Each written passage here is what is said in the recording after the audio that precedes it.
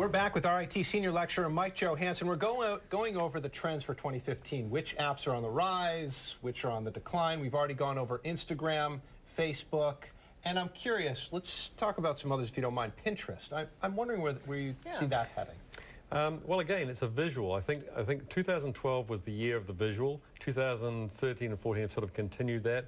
And Pinterest really is one of the easiest ways not just to find information, but to capture it for later use. You see a visual and it leads to some content, you just add it to one of your boards.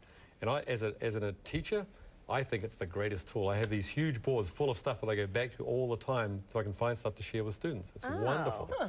That's a good way to use it. I was embarrassed. I asked you in the break, I was like, am I like way late to the boat if we're talking about LinkedIn?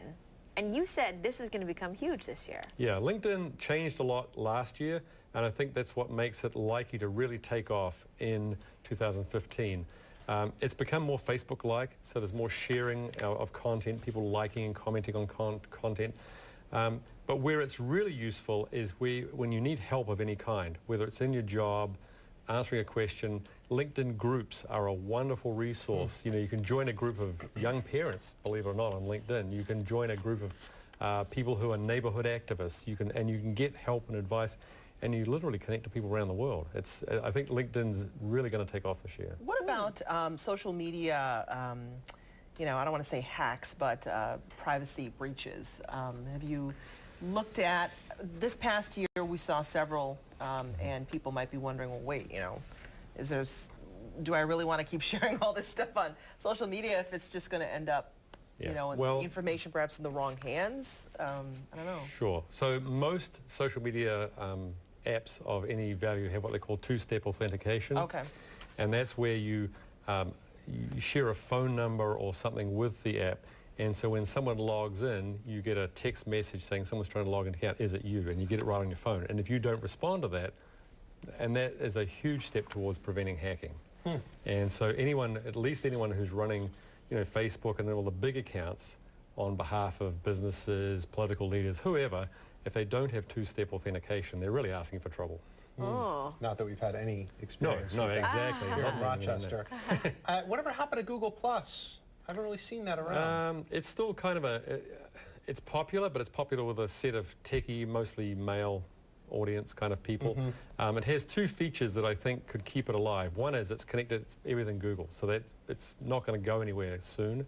But its Hangouts feature, these video chats for up to 10 people, just a wonderful feature. If you want to have a chat with 9 other people via video, it's hard to beat. That is so cool. Okay. I'll have to check it out. I'm on, but I don't really go on, so. Well, next time you're on, let's have a Google Hangout. We'll have to find 8 others, and we'll just... No, we can do it one-to-one. That's all right. Great. Nothing weird about that. Yeah. You said Yik Yak, not a big fan of that. I'm not a big fan of Yik Yak, mostly because of the quality of what people are posting on it. I mean, I think it has huge potential, particularly for journalists. You know, if you went to the scene of a big news story and you could just open up Yik Yak and there were a lot of people in the neighborhood who were on it sharing information, it'd be a great way to find out what's the pulse of what's going on. Unfortunately, there's a lot of fairly immature people using it right now. Gotcha. Okay. What about the features in social media? And we got, a minute left that lets you know who's around you?